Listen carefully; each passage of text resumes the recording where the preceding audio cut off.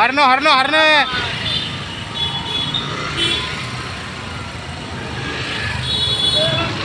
केलाच पाहिजे, केलेच पाहिजे.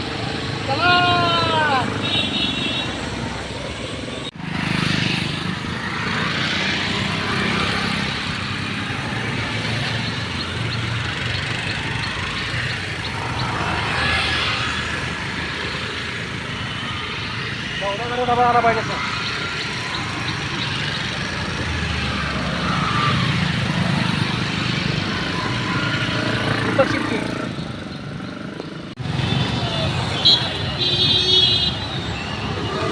सातारा सातारा.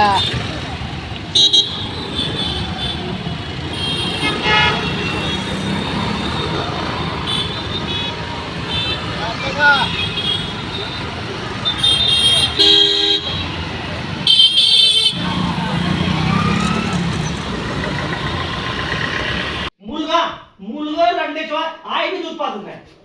रडून रडून आमचा जीव जायला लागला, पण आई दूध पाजला. त्याचं काय सांगा मला.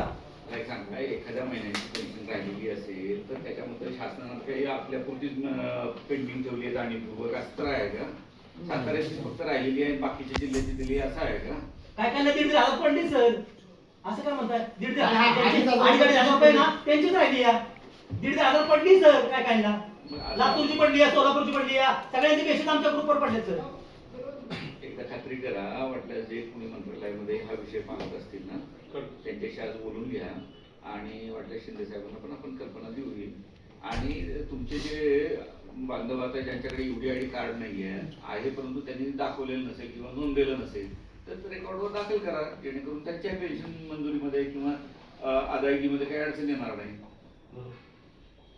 कार्ड असल्याशिवाय हे तरी याच्याशी तर तुम्ही सहमत असाल ना. दिव्यांग कार्ड असायला पाहिजे आणि योग्य व्यक्तीला पैसे मिळायला पाहिजे. बरोबर आहे. दिव्यांग फोटो काढले तुम्ही आता, त्याच्याविषयी बोलायचं म्हटलं तर आता तुम्हाला राग येईल बोललेला दिव्यांग विषय. मी दिव्यांग आहे, म्हणायचं नाही मला सर. मी तुम्ही असं तुमच्या बोलण्यावरून वाटायला लागलं. सकाळपासून त्यांची भीतीची वेळ होती, त्यांची समस्या कनेक्ट व्हायला लागते. आता तुम्ही पेन्शनचा विषय काढलेला आहे, पेन्शन काही जिल्हाधिकारी मंजूर करत नाहीत किंवा ते इथनं रेकॉर्ड तुमच्या खात्यामध्ये जमा करत नाही. आता शासन स्तरावर दिली जाते. आणि शासन म्हणजे कोण ते मला सांगा पहिले. शासन म्हणजे शासन कोण, पण त्याचा कुणाचा अधिकार असेल ना ते गाव बाबा ही पेन्शन ह्याच्या सहीनुसार बाबा ट्रान्सफर होणार, त्या व्यक्तीचं नाव सांगा आम्हाला. आम्हाला त्यासाठी मुख्यमंत्र्यांना भेटायचे.